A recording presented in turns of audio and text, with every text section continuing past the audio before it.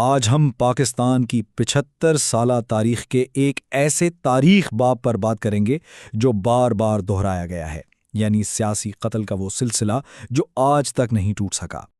یہ کہنا غلط نہیں ہوگا کہ ملک کے پہلے رہنماؤں سے لے کر آج تک یہاں کا سیاسی منظرنامہ اکثر گولیوں سے ہی تشکیل پاتا رہا ہے۔ تو سوال یہ پیدا ہوتا ہے کہ آخر ایسا کیوں ہے؟ کیوں سیاسی قتل کا یہ سلسلہ ایک نہ ختم ہونے والی روایت بن گیا ہے؟ آئیے اس نہ ٹوٹنے والی زنجیر کو اور اس کلچر کو سمجھنے کی کوشش کرتے ہیں جہاں مجرموں کا سزا سے بچ جانا ایک معمول بن چکا ہے۔ افسوس کی بات یہ ہے کہ اس سلسلے کی بنیاد ملک بننے کے فوراً بعد ہی رکھ دی گئی تھی۔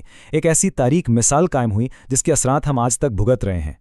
دیکھیں، ملک کے بانی محمد علی جناح کا انتقال بھی کافی پراسرار حالات میں ہوا، لیکن جو پہلا باقاعدہ سب کے سامنے سیاسی قتل ہوا وہ تھا وزیر اعظم لیاقت علی خان کا۔ سوچیں، 16 اکتوبر 1951 کا دن راولپنڈی میں ایک بڑا عوامی جلسہ ہو رہا ہے اور وزیر اعظم لیاقت علی خان کو 2 گولیاں مار دی جاتی ہیں۔ یہ صرف ایک شخص کا قتل نہیں تھا، یہ ایک نئی نویلی قوم کے جمہوری مستقبل پر کاری ضرب تھی، ایک ایسا لمحہ جس نے ملک کا رخ ہی موڑ دیا۔ اور پھر وہ ہوا جو آگے چل کر ایک روایت سی بن گئی۔ انصاف کا راستہ بند کر دیا گیا۔ جو مرکزی تفتیشکار تھے ان کا جہاز ہی گر کر تباہ ہو گیا، اور اس کے ساتھ ہی کیس کے سارے ثبوت بھی ختم۔ اس قتل کے پیچھے کون تھا، یہ راز آج تک راز ہی ہے۔ تو یہ تو بس شروعات تھی۔ آنے والے سالوں اور دہائیوں میں بڑے بڑے سیاسی لیڈروں کی مشکوک اموات کا سلسلہ چلتا رہا، خاص طور پر فوجی حکومتوں کے دور میں۔ مثال کے طور پر حسین شہید سہروردی کو لے لیں۔ ملک کے 5ویں وزیر اعظم تھے، لیکن فوجی حکومت نے انہیں ہٹا کر ملک بدر کر دیا۔ پھر 1963 میں بیروت کے ایک ہوٹل میں ان کی لاش ملی۔ سرکاری کہانی تو یہ تھی کہ دل کا دورہ پڑا، لیکن ان کے خاندان اور چاہنے والوں کو ہمیشہ یہی شک رہا کہ انہیں قتل کیا گیا ہے۔ اور پھر فاطمہ جناح کا معاملہ، بانی پاکستان کی بہن جنہوں نے فوجی عامر ایوب خان کو الیکشن میں چیلنج کرنے کی جرت کی۔ اس کے کچھ ہی عرصے بعد 1967 میں وہ بھی اچانک انتقال کر گئیں۔ ان کی موت کی بھی تحقیقات ہوئیں، لیکن وہ رپورٹ آج تک کسی نے نہیں دیکھی۔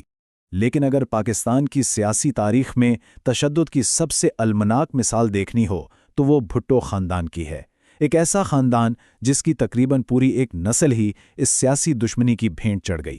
اس کی شروعات ہوئی وزیر اعظم ذوالفقار علی بھٹو سے۔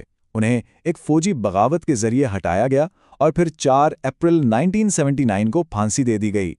آج بھی دنیا بھر میں اسے ایک جوڈیشل مرڈر یعنی عدالتی قتل کہا جاتا ہے، یعنی ایک آمر نے عدالت کے ذریعے اپنا سیاسی راستہ صاف کیا۔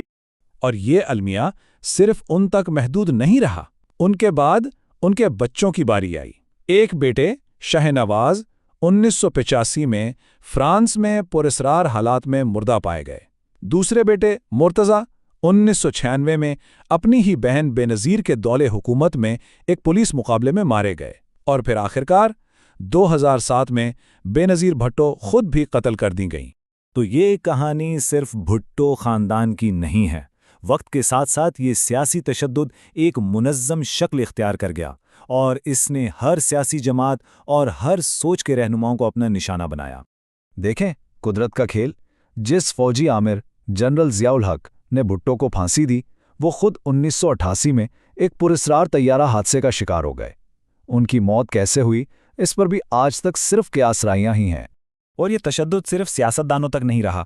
1998 میں حکیم محمد سعید جیسی شخصیت، جو ایک بہت بڑے سماجی رہنما اور سابق گورنر تھے، انہیں کراچی میں ان کے کلینک کے باہر ہی گولی مار دی گئی۔ اس واقعے نے پورے ملک کو صدمے میں ڈال دیا تھا۔ پھر 2006 میں ایک بڑے بلوچ قوم پرست رہنما اکبر بگٹی ایک فوجی آپریشن میں مارے گئے۔ ان کی موت نے بلوچستان میں ایک ایسی آگ بھڑکائی جو آج تک پوری طرح نہیں بجھ سکی ہے۔ اور پھر 27 دسمبر 2007 کا وہ دن جب بے نظیر بھٹو کو قتل کیا گیا۔ یہ شاید پاکستان کا سب سے بڑا سیاسی قتل تھا، اور ستم ظریف ہی دیکھیں، انہیں ٹھیک اسی جگہ، اسی پارک میں نشانہ بنایا گیا جہاں 56 سال پہلے پاکستان کے پہلے وزیر اعظم لیاقت علی خان کو قتل کیا گیا تھا، جیسے تاریخ خود کو دہرا رہی ہو۔